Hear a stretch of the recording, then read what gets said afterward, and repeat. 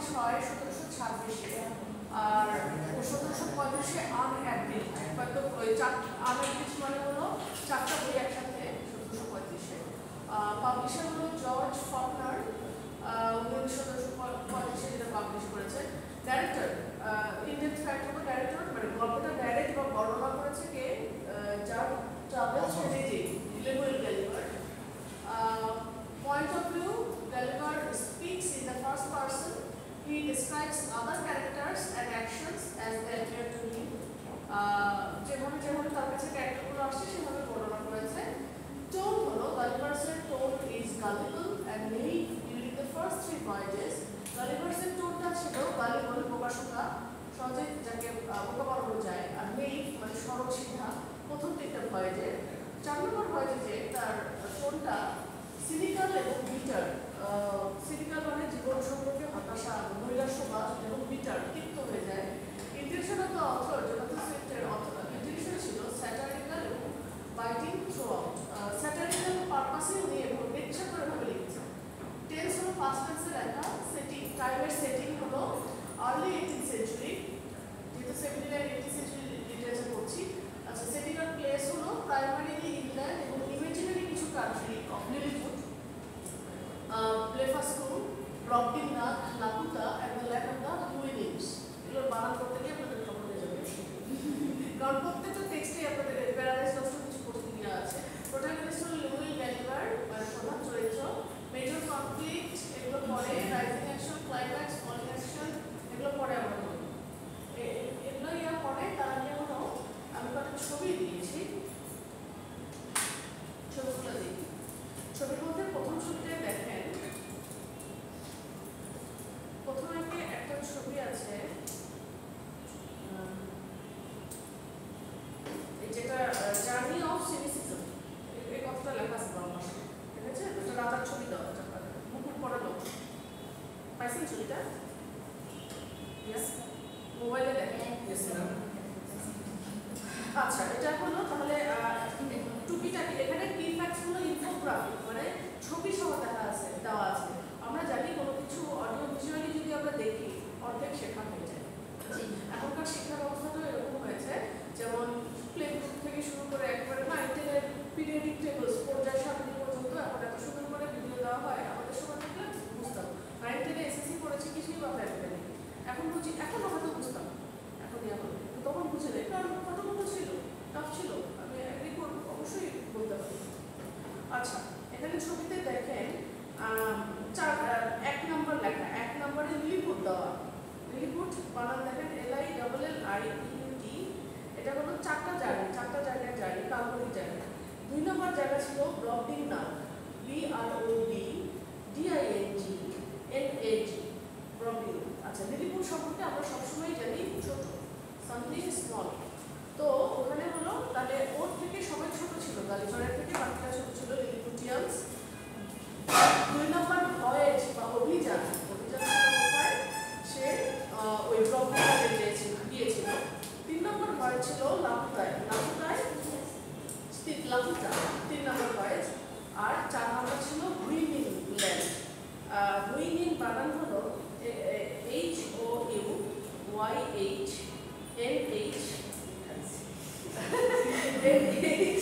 HOUYHNM land.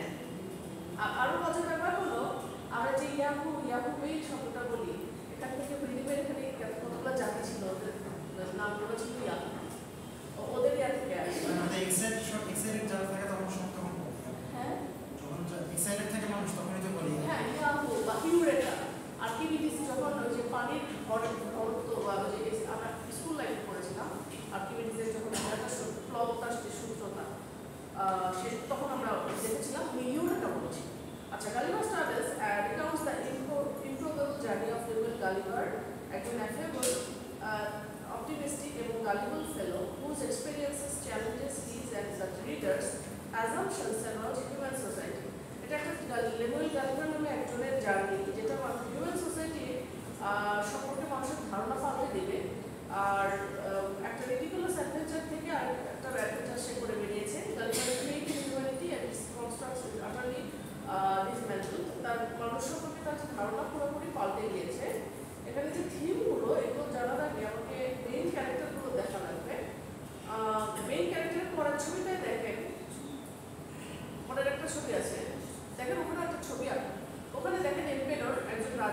সে কিসের রাজা? লিলিপুটের রাজা, প্রথম যে আর কি। তারপরে গ্লামডাল ক্লিচ, সে একটা মেয়ে, এরিয়ার পরে বলবো, ছোট একটা মেয়ে, কথাটা পরে আসছে। একজন রাজা আছে ডন পেড্রো, গালিভারকে রেস্কিউ করেছিল। গালিভার তো মাঝখানে কেন্দ্রবিন্দু, প্রোটাগনিস্ট, একজনকে ছবি দেওয়া। আর আছে হলো মাস্টার হলো এটা হলো যে উইডিংয়ের যে মাস্টার বা প্রভু, সে ঘোড়ার একটা ক্যারেক্টার। আর জোনাথন সুইফটের সম্পর্কে, লেখক সম্পর্কে একটু বলি। তার জন্ম এবং বেড়ে ওঠা আয়ারল্যান্ডে। তার জীবনের বেশিরভাগ সময়ে ইংল্যান্ডে কাটিয়েছেন। ডিসপাইট ভেরিয়াস পলিটিক্যাল পজিশন এবং ranks of the Irish church, মানে অনেক ধরনের পজিশনে থাকার সত্ত্বেও he used his writings to অনেক বড় বড় পদও ছিলেন উনি আয়ারল্যান্ডের। কিন্তু তারপরও তিনি সেই সময়কার পলিটিক্স, রিলিজিয়ন এবং এনলাইটেনমেন্ট যেটা, সেগুলো সম্পর্কে স্যাটায়ার করে দিয়েছেন। কেন করেছেন আস্তে আস্তে আমরা টের পাবো। আচ্ছা, বডিজ ল্যাঙ্গুয়েজ, এগুলো গালিভার স্টাবলসের প্লট ডায়াগ্রামও একটা আছে। এই ডায়াগ্রামটা আমরা তখনই বোঝার সুবিধা হবে যখন আমরা কাহিনীটা জানবো। এখন আমরা একটু কাহিনীটা জানি। আমরা কয়েকটা ক্যারেক্টার তো দেখলামই, আর কি নাম দেখলাম, আরো ডিটেলস আছে। তো এটা একটা বিখ্যাত একটা স্যাটারিক্যাল নোবেল।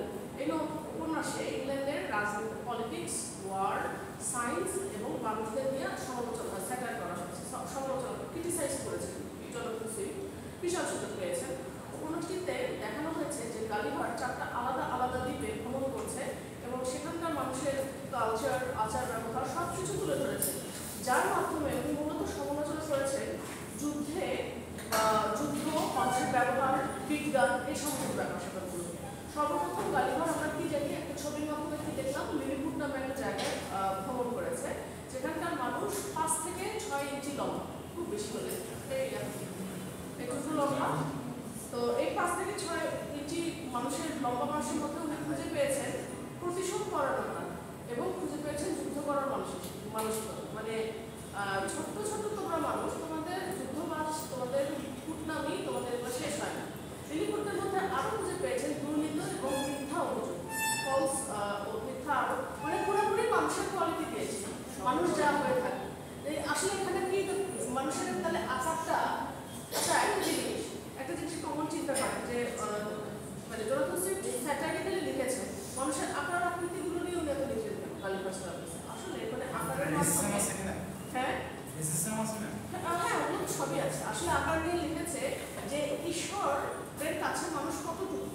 আমরা মনে হয় নর্মাল সাইজ 6 ইঞ্চি মানুষও যদি হয় তাহলে মানুষের এতটুকু তার অহংকার কমে না, না না এগুলো স্যাটার, এটা একটা স্যাটারের মাধ্যমে সমাজকে মেসেজ দেয়। তো দুর্নীতি, মিথ্যা অভিযোগ, মূলত এগুলোর মাধ্যমে ইংল্যান্ডের মানুষের সমালোচনা করেছে। আশেপাশে বাদ, উনি ওনার যেই জায়গায় বড় হয়েছে সেখানকারই সমালোচনা করেছেন। দ্বিতীয়বার ব্রবডিংনাকে গিয়েছে। আচ্ছা, আমি শুরু থেকে শুরু করি, গালিভারের কর্মজীবনের মধ্য দিয়ে শুরু করি। গালিভার পেশায় একজন মেডিকেলের ডাক্তার ছিল। সে এত জার্নি করলো, আসলে সে আমাদের পেশায় ডাক্তার। এখন মেডিকেল ক্যারিয়ারে সে ভালো সফলতা অর্জন করতে পারবে না, তাই তার ওয়াইফের নাম ছিল মিসেস ম্যারি বার্টল।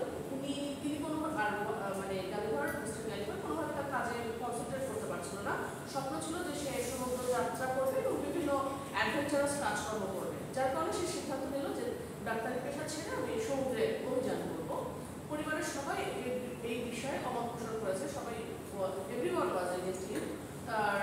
তাকে সমুদ্রে যাওয়ার জন্য সবাই মানা করে, কারণ সমুদ্র যাত্রা ভয়াবহ, কষ্টের এবং কষ্টসাধ্য এবং অনেক যান নিয়ে মানুষ ফিরে নাও আসতে পারে।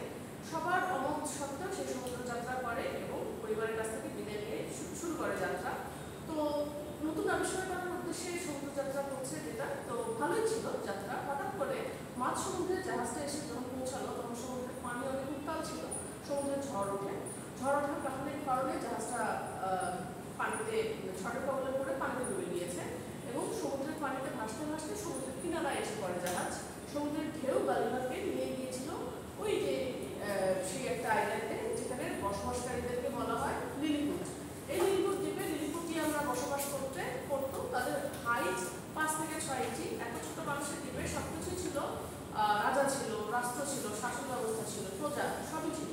লিলিপুটিয়ানরা গালিভারকে সমুদ্রের কিনারায় পড়ে দেখে ভাবলো, পরে থাকতে দেখে যে কোনো একটা চরিত্র বা তিনি মাছ টাইপের কিছু হবে, তারা ভাবলো এই তথ্যটা যাদের জন্য অনেক ক্ষতিকর যা হতে পারে। এর কারণে রাজার হুকুমে ওই সৈনিকরা গালিভারকে রশি দিয়ে বেঁধে ফেলল বা বেঁধেও ফেলছে এত মানুষ। মজার বিষয় হলো গালিভারকে তারা যখন রশি দিয়ে বাঁধছিল তখন গালিভারের পেটে ওঠার জন্য তারা মই বা সিঁড়ি ব্যবহার করছে। এটাই হতে পারে, সেটা গালিভার কথা হচ্ছে 6 ফুটের কাছাকাছি ইংল্যান্ড ব্রিটিশ মানুষ। তো বেঁধে ফেললো, পুরোপুরি চুলগুলো টেনে টেনে বাঁধলো। লিলিপুটিয়ানদের কাছে তীর ধনুক ছিল, তীর দিয়ে তারা গালিভারকে বারবার আঘাত করছিল তো জ্ঞান ফেরানোর জন্য। তো গালিভার যখন জ্ঞান ফিরেছে তখন সে ওঠার চেষ্টা করে, কিন্তু উঠতে পারে না, কারণ তার পুরো শরীরটা রশি দিয়ে বাঁধা। এবং সে লক্ষ্য করে পেটের উপর দিয়ে ছোট ছোট কি যেন চলচল করছে, এক জাতীয় ছোট ছোট তীর দ্বারা তাকে আঘাত করা হচ্ছে। গালিভার ভালো করে লক্ষ্য করে দেখলো যে তাকে দড়ি দিয়ে বেঁধে ফেলেছে এবং গায়ের উপর ছোট ছোট জিনিস চলাচল করছে, তারা হলো লিলিপুটিয়ানস। তো ওদের হাত পা কান নাক সবই আছে, গালিভারকে গ্রেফতার করেছে। হ্যাঁ, এত ছোট না, গালিভারের কাছে এত ছোট। আচ্ছা, এত ছোট হবে না, ধরেন আমি একটা নর্মাল, আপনি আমি একটা নর্মাল মানুষ, তাহলে আমাদের কাছে 5-6 ইঞ্চি, হ্যাঁ একদম পিঁপড়ার মতো না, 5-6 ইঞ্চি এতখানি তো হবে। তো জ্ঞান ফেরার পর লিলিপুটিয়ানদের সম্রাট গালিভারের সাথে সাক্ষাৎ করে, সৈনিকদের হুকুম করে যে গালিভারকে রাজ্যে নিয়ে যাওয়ার জন্য। গালিভারকে অনেকগুলো ঘোড়ায় টানা রথে করে নিয়ে যাওয়া হয়। লিলিপুট এই দ্বীপে গালিভারকে নিয়ে যাওয়ার পরে গালিভারের পায়ে শিকল করিয়ে মন্দিরের বারান্দায় আটকে রাখা হয়। ওদের মন্দির আছে। লিলিপুটিয়ানসের সম্রাটের সাথে গালিভারের ভালো সম্পর্ক তৈরি হয়েছে, রাজার সাথে আবার গালিভারের সম্পর্ক ভালো হয়ে গিয়েছে। গালিভার তাদেরকে আশ্বস্ত করে যে আমি তোমাদের জন্য ক্ষতিকর নই। সে বলে যে সমুদ্র যাত্রা করার সময় হঠাৎ করে ঝড় উঠে জাহাজটা ডুবে যায়, সে ভাসতে ভাসতে দ্বীপে পৌঁছে গেছে। তো কিন্তু রাজার সাথে সম্পর্ক ভালো হলেও কোনো লিলিপুটিয়ানস গালিভারের কথা বিশ্বাস করছিল না, কিন্তু সম্রাট বিশ্বাস করে এবং তাকে এই রাজ্যে থাকার অনুমতি দেয়। গালিভারকে নিয়ে সবাই খুব আতঙ্কে ছিল, কারণ গালিভার চাইলে এক মুহূর্তের মধ্যে পুরো রাজ্য ধ্বংস করে দিতে পারত। যাই হোক, গালিভার এই রাজ্যে আসার পরে রেড রাসেল নামে তার একটা বন্ধু পায়। লিলিপুটিয়ান সম্রাট গালিভারের জন্য খাবারের ব্যবস্থা করে এবং তাকে মন্দিরের বারান্দায় থাকতে দেয় এবং বিভিন্নভাবে সাহায্য করতে থাকে ছোট ছোট মানুষগুলোকে। গালিভার লিলিপুটিয়ানসের রাজ্যের পার্শ্ববর্তী একটা রাজ্য ছিল ব্লেফাস্কুডিয়ানস, তাদের আর কি। ব্লেফাস্কুডের সাথে লিলিপুটিয়ানদের আবার যুদ্ধ হচ্ছিল, ওদের মধ্যে আবার ছোট ছোট কয়েকটা মানে জাতি, তাদের মধ্যে যুদ্ধ। তো ব্লেফাস্কুডের সাথে লিলিপুটের আক্রমণ করার জন্য জাহাজ নিয়ে ওরা দ্বীপের কিনারায় পৌঁছেছে যে আমরা লিলিপুটের সাথে মারামারি করি। তো গালিভার লিলিপুটিয়ানদের সাহায্য করার জন্য তাদের সাথে সমুদ্রের কিনারায় যায় এবং ব্লেফাস্কুডিয়ানসদের যে জাহাজগুলো পানিতে নেমে গিয়ে কিনারায় চলে আসতেছে, গালিভার ব্লেফাস্কুডের বোঝানোর চেষ্টা করে যে তারা যেন যুদ্ধ না করে, কারণ যুদ্ধ সবার জন্য ক্ষতিকর। যাই হোক, গালিভার তাদেরকে ইমপ্রেস করতে পারে এবং তারা গালিভার কথা মেনে নেয় ব্লেফাস্কুডরা। তো গালিভার এই সবগুলো জাহাজ একসাথে টেনে আসছে, টেনে আনতে দেখে সম্রাট খুব খুশি হয় এবং তাকে সম্মানী পদ একটা উপহার দেন। তো সবাই গালিভারের প্রশংসা করতে থাকে, কারণ সে যুদ্ধ থামাইছে মোটামুটি। তো একদিন লিলিপুট রাজ্যে একদিন রানীর প্রাসাদ, রাজা তো আসে থাকে, প্রাসাদে আগুন লেগেছে। আগুনের বেগ অনেক বেশি থাকায় লিলিপুট রাজ্যের সবাই মিলে আগুন নিভানোর চেষ্টা করেও আগুন নিভাতে পারছিল না। কেউ কি গালিভার স্ট্যাটাস করেছেন? আচ্ছা, আগুন নিভাতে পারছিল না। এখন আগুন কিভাবে নিভায় উপায় না দেখে গালিভার কি করলো? আচ্ছা, আগুন কিভাবে নিভানো হলো শুনবেন না?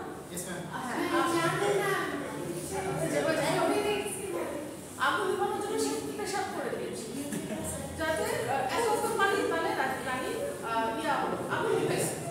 এখন এই ঘটনায় লিলিপুটিয়ানসও খুব রেগে গেছে যে তারা খুব লিলিপুটের সম্রাট পর্যন্ত অপমান বোধ করেছে এবং লিলিপুটকে শাস্তি দিয়ে দেয়। লিলিপুট রাজ্যে আরো একটা সমস্যা গালিভার সমাধান করে দেয়। রাজপ্রাসাদে লোক নেওয়ার জন্য রোপ ড্যান্সিং নামে এক ধরনের পরীক্ষা দেওয়া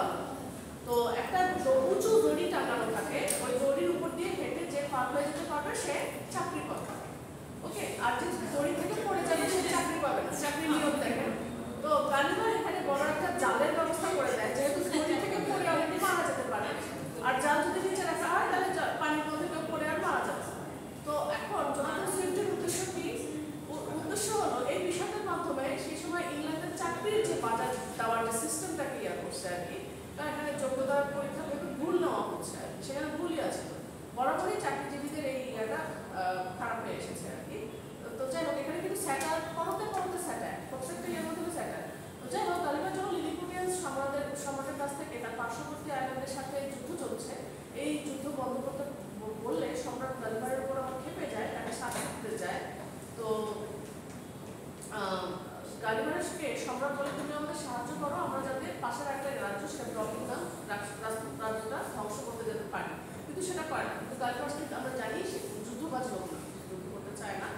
তারপর গালিভারকে শাস্তি হিসেবে বলা হয় তোর চোখ উঠায় নেওয়া হবে, কিন্তু এরা যে গালিভারের একজন ভালো বন্ধু ছিল, তার নাম রেড রাসেল। রেড রাসেল গালিভারকে সাজাটাকে কমায় দেয় এবং গালিভারকে পালায় যেতে সাহায্য করে।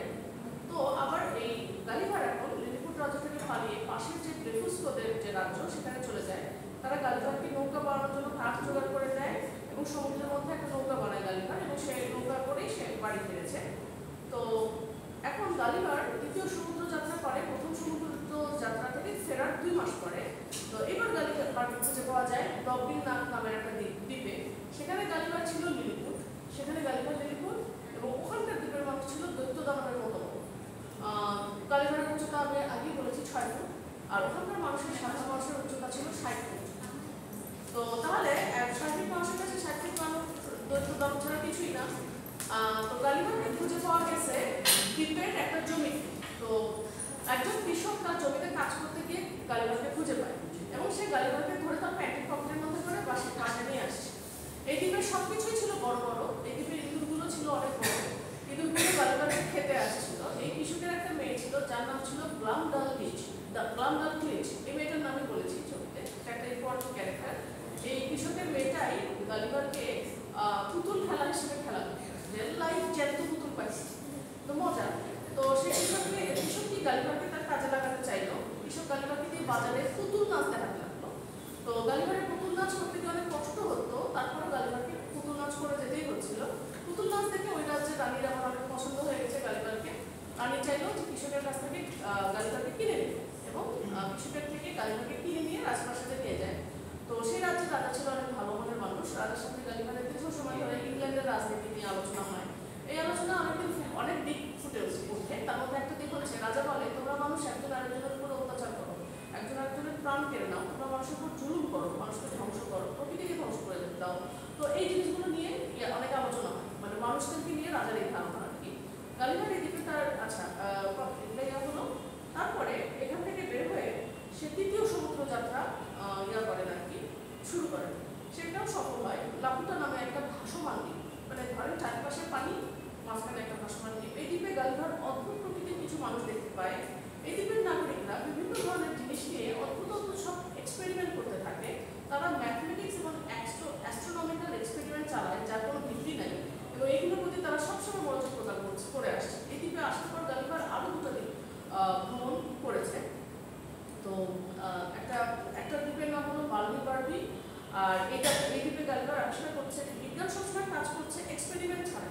কিছু মানুষ মানে তার মানে হলো প্রথম দুটা ছিল উঁচু নিচু হাইট নিয়ে একটা, প্রথমটা ছিল হলো মানুষের মধ্যে যুদ্ধবাজ নীতি, দ্বিতীয়টা ছিল হলো মানুষের রাজা ভালো ছিল, তৃতীয়টা এখানে দেখতেছে সায়েন্স নিয়ে এক্সপেরিমেন্ট হচ্ছে, যেটা কোনো নেই। এখানে বলেছিলাম শুরুতেই যে জোনাথন সুইফট সায়েন্স নিয়েও অনেক সমালোচনা করেছে, কারণ সায়েন্সের ভিত্তি কোনো ছিল না, ওনার ছিল এটা কোশ্চেনেবল।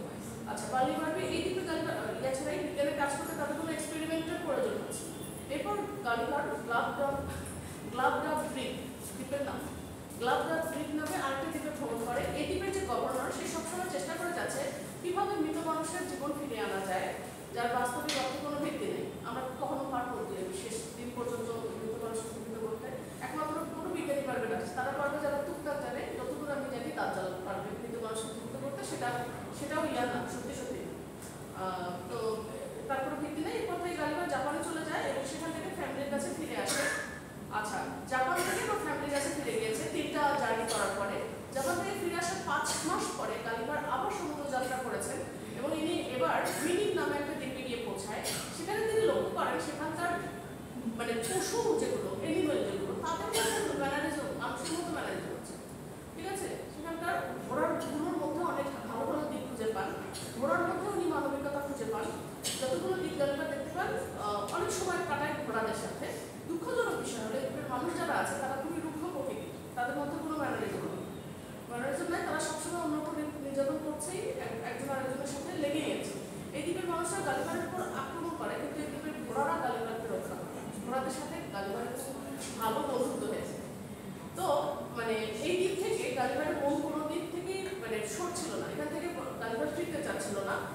অবশেষে তার বাড়িতে ফ্যামিলির কাছে অনেকদিন সময় কাটানোর পরে ফ্যামিলির কাছে ফিরে আসছে। ফ্যামিলিতে আসার পর গালিভারের মধ্যে অনেক পরিবর্তন দেখা যায়। যে দেখা যেত গালিভার মানে ও যখন আলটিমেটলি সবগুলো ফাইল শেষ করে আসলো পরিবারের কাছে, দেখা যেত ও মানুষের থেকে দূরে থাকতো, মানুষের সাথে কোনো যোগাযোগ করতো না এবং পশুদের সাথে বিশেষ করে ঘোড়ার সাথে অনেক বেশি সময় কাটাতো। আর এভাবে উপন্যাসটা শেষ হয়। সো ওভারঅল হলো এটা। আর হলো আমরা এই যে এখন আমরা একটু ছবিগুলোতে যাই। Gulliver travels plot diagram. Plot diagram দেখেন, একটা প্রথম ছবিটা আছে, একটা দেওয়া প্লট, একটা গ্রাফ দেওয়া, দেখেন ইয়াগুলো আপনাদের 11-12 হোয়াটসঅ্যাপ অফিসিয়াল গ্রুপে দেওয়া আছে। দেখেন গালিভার ট্রাভেলস প্লট ডায়াগ্রাম দেখেন। তাহলে কি কি হচ্ছে? ইন্ট্রোডাকশনে গালিভার ট্রাভেল করছে world on several voyages around the trip abroad ship জাহাজে করে। রাইজিং অ্যাকশন, উপন্যাসের ইয়া কি? Rising action, introduction, rising action, climax, falling action আর রেজলিউশন। রাইজিং অ্যাকশনে গালিভার লিলিপুটে ট্রাভেল করছে, যেখানকার মানুষগুলো 6 ইঞ্চি লম্বা ছিল। তারপর ব্রবডিংনাগ, সেকেন্ড ইয়ার হলো ব্রবডিংনাগ, 3 নম্বরে ছিল লাপুতা, আর 4 হলো বালিবার্ডি, তারপর হলো গ্লাবডারটি লাগান জাপান। আচ্ছা, তাহলে রাইজিং অ্যাকশনে যে 3টা ভয় ছিল ওই 3টা ভয়ের কথা বলছে। আর ক্লাইম্যাক্সে Gulliver school leaves him with the winnings and Yahoos. এই ক্লাইম্যাক্সে এসে উইনিং আর ইয়াহুদের ইয়ার হলো, কারণ গালিভারের জীবনের একটা মোড় ঘুরে গিয়েছে এটার পরে, কারণ সে তার দৃষ্টিভঙ্গি চেঞ্জ হয়ে গেছে। আর ফলিং অ্যাকশন হলো Gulliver wants to stay with Williams but he is set out, কিন্তু তাকে ওখান থেকে বিদায় দেওয়া হয়। এবং finally Gulliver resolution, Gulliver returns to England but despises Yahoo society. Yahoo ওখানকার যে মানুষগুলো ওদেরকে ইয়াহু বলছে, আর উইনিং হলো ঘোড়াগুলোর নাম। ঠিক আছে?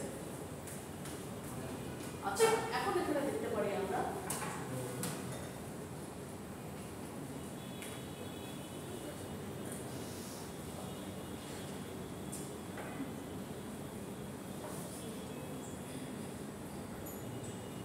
major conflict ছিল surface. Gulliver strives to understand the various societies with which he comes into contact and to have these societies understand his native England. Below the surface, Swift is engaged in a conflict with the English society he is satiring. Conflict হলো গালিভারের সাথে তার সমাজের conflict. Rising action, Gulliver encounters with other societies eventually led up to his rejection of human society in the 4th voyage. Rising action এটাই দেখলাম, 3টা ভয়েজে এসে 4 নম্বরে এসে তার রেজলিউশন হয়। Climax, Gulliver rejects human society in the 4th voyage, specifically when he shuns the generous Don Pedro as a vulgar Yahoo. আচ্ছা, ডন Pedro ছিল হলো একজন ইয়াহু, উইনিং যে 4 নম্বর যে দ্বীপ সেটার একজন বাসিন্দা।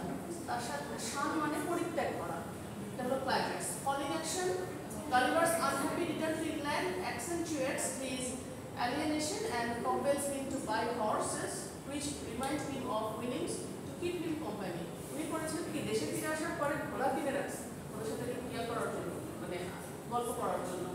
আচ্ছা, ক্লিমস, মাইট ভার্সেস রাইট। মাইট হলো অসীম যে মসি এই টাইপের একটা আর কি, পাওয়ার সাথে অধিকার বোধ। দ্য ইন্ডিভিজুয়াল ভার্সেস সোসাইটি, একটা মানুষ একা ভার্সেস তার এগেইনস্টে যে সোসাইটি থাকে। Are the limits of human understanding, মানুষের আন্ডারস্ট্যান্ডিংয়ের লিমিটেশনস। মোটিভ হলো এক্সপেরিমেন্ট, ফরেন ল্যাঙ্গুয়েজ, ক্লোদিং। বিভিন্ন মোটিভ আছে, একটা হলো এই যে হাইটটাও আছে। তারপরে সিম্বলস, লিলিপুটিয়ান্স, ব্রবডিংনাগিয়ান্স, লাপুতান্স, উইনিং, ইংল্যান্ড, এগুলো হলো সিম্বল। আচ্ছা, প্রত্যেকটা যে 4টা যে দ্বীপের যে মানুষগুলো 4টাই এক একটা সিম্বল। লিলিপুটিয়ান কিসের? মানুষের যে নেগেটিভ দিকগুলো। তারপরে ব্রবডিংনাগের হলো ওটা হলো বড় বড় জায়গার দিক। লাপুতান হলো সায়েন্সের অসাধুতা। আর উইলিমের যে ইয়াটা হলো সেখানকার ইয়াহুদের অসভ্য বর্বর জাতি। আর ইংল্যান্ড তো ওভারঅল এই 4টাকেই রিপ্রেজেন্ট করছে England. Foreshadowing, Gulliver's experience, foreshadowing মানে আগেই কোনো কিছু ইয়া দেওয়া, ছায়া দেওয়া। Gulliver's experience with various flawed societies foreshadow his ultimate rejection of human society in the 4th voyage. আসলে এখানে ফোরশ্যাডোইং কিছু না, এই 4টা